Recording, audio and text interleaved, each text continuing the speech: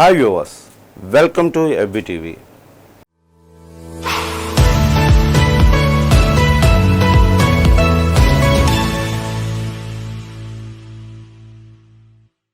ఈ ఎపిసోడ్లో మనం అసలు ఇజ్రాయిల్ పాలస్తీన్ల మధ్య వివాదం ఏంటి అన్నది తెలుసుకుందాం.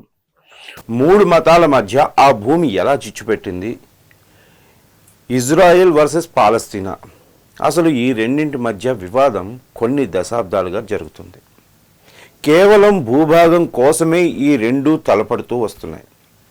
చివరిసారిగా 2021 సంవత్సరంలో ఈ రెండు దేశాల మధ్య యుద్ధం జరిగింది. ఇప్పుడు మళ్ళీ జరుగుతుంది. అసలు ఇజ్రాయిల్ పాలస్తీనాల మధ్య ఉన్న వివాదం ఏంటి ఇప్పుడు తెలుసుకుందాం.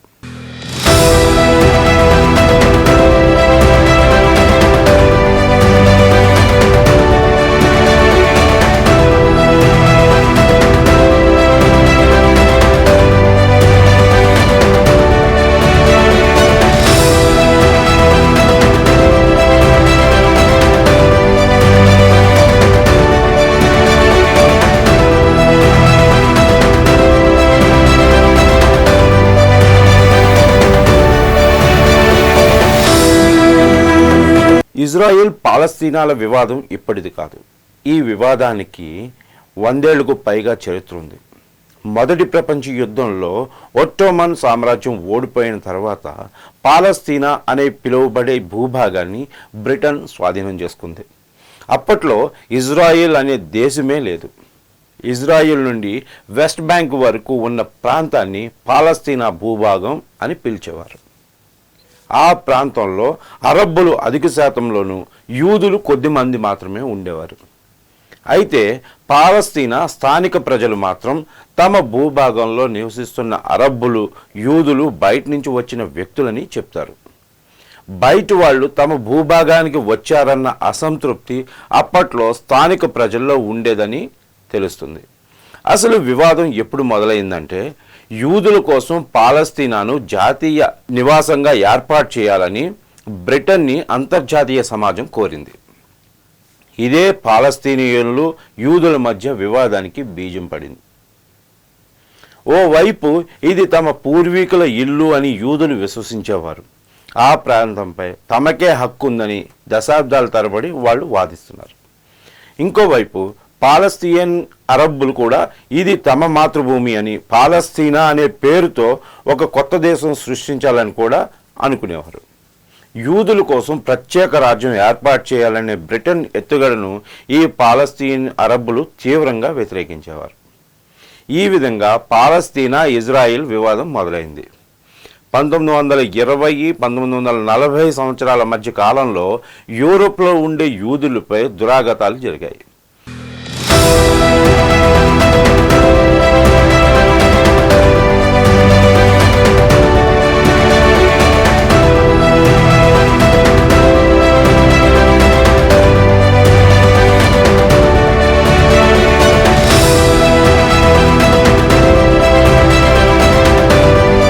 దాంతో యూదులు అక్కడి నుంచి పారిపోయి మాతృభూమిని వెతుక్కుంటూ పాలస్తీనాకు రావటం మొదలుపెట్టారు. ఇది తమ మాతృభూమి అని, ఇక్కడే తమ సొంత దేశాన్ని సృష్టిస్తామని యూదులు విశ్వసించేవారు. ఆ సమయంలో యూదులు పాలస్తీనీయుల మధ్య హింసాత్మక ఘర్షణలు జరిగాయి. అదే టైంలో బ్రిటన్ పాలనకు వ్యతిరేకంగా పోరాటం కూడా పెరుగుతూ వచ్చింది. అప్పుడు యూదులు అరబ్బుల మధ్య వివాదానికి చెక్ పెట్టేందుకు గాను 1947లో ఐక్యరాజ్య సమితి ఒక ప్రతిపాదన చేసింది. పాలస్తీనాను రెండుగా విభజించి యూదులకు, అరబ్బులకు పంచి ఇవ్వాలని, జెరూసలంను అంతర్జాతీయ నగరంగా ప్రకటించాలని UN ఒక సిఫార్సు చేసింది. ఈ ప్రతిపాదనకు యూదులు అంగీకారం తెలిపారు, కానీ అరబ్బులు మాత్రం వ్యతిరేకించారు. దాని ద్వారా ఆ ప్రతిపాదన ఎప్పుడూ అమలు కాలేదు. ఈ సమస్యను బ్రిటన్ కంట్రీ కూడా పరిష్కరించలేక అక్కడి నుంచి వెళ్ళిపోయింది. 1948లో బ్రిటన్లు వెళ్ళిపోయాక యూదులు ఇజ్రాయెల్ దేశాన్ని సృష్టిస్తున్నట్టు ప్రకటించారు. ఈ నిర్ణయాన్ని అనేక మంది పాలస్తీనులు వ్యతిరేకించడంతో ఇరుపక్షాల మధ్య యుద్ధం అనివార్యం అయింది. ఈ యుద్ధ సమయంలో లక్షలాది మంది పాలస్తీనియన్లు అక్కడి నుంచి పారిపోయారు. మొదటి ప్రపంచ యుద్ధం ముగిసే సమయానికి ఇజ్రాయిల్ అతిపెద్ద మొత్తంలో భూభాగాన్ని స్వాధీనం చేసుకుంది. జోర్డాన్, ఈజిప్ట్ వంటి అరబ్ దేశాలు పాలస్తీనా ప్రజల కోసం పోరాటం చేశాయి. కానీ వాళ్ళు ఓడిపోవడంతో పాలస్తీనా స్వల్ప భూభాగానికే పరిమితమైంది. జోర్డాన్ ఆధీనం చేసుకున్న భూభాగానికి వెస్ట్ బ్యాంక్ అని పేరు పెట్టారు. అటు ఈజిప్ట్ ఆక్రమించిన ప్రాంతానికి గాజా అని పేరు ఖరారు చేశారు. జెరూసలంను రెండుగా విభజించి పశ్చిమ వైపు ఇజ్రాయెల్ దళాలు, తూర్పు వైపు జోర్డానియన్ దళాలు పంచుకున్నాయి. కొన్ని సంవత్సరాల వరకు ప్రశాంత వాతావరణం బాగానే ఉంది. కానీ 1967లో మళ్ళీ యుద్ధం మొదలైంది. ఈ యుద్ధంలో ఇజ్రాయెల్ తూర్పు జెరూసలంతో పాటు వెస్ట్ బ్యాంకు, గాజాను స్వాధీనం చేసుకున్నాయి. 2005లో గాజా నుంచి ఇజ్రాయెల్ వెళ్ళిపోయింది. కానీ వెస్ట్ బ్యాంక్ని నియంత్రిస్తూనే ఉంది. తూర్పు జెరూసలంను ఇజ్రాయెల్ తన రాజధానిగా ప్రకటించుకుంది. అటు పాలస్తీనియులు సైతం దాన్ని తమ భవిష్యత్తు రాజధానిగా పేర్కొన్నాయి. ప్రస్తుతం జరుగుతున్న వివాదం ఏంటి అంటే, చాలామంది పాలస్తీనీయులు ఇప్పటికీ తూర్పు జెరూసలంను, గాజా, వెస్ట్ బ్యాంకు ప్రాంతాల్లో నివసిస్తున్నారు.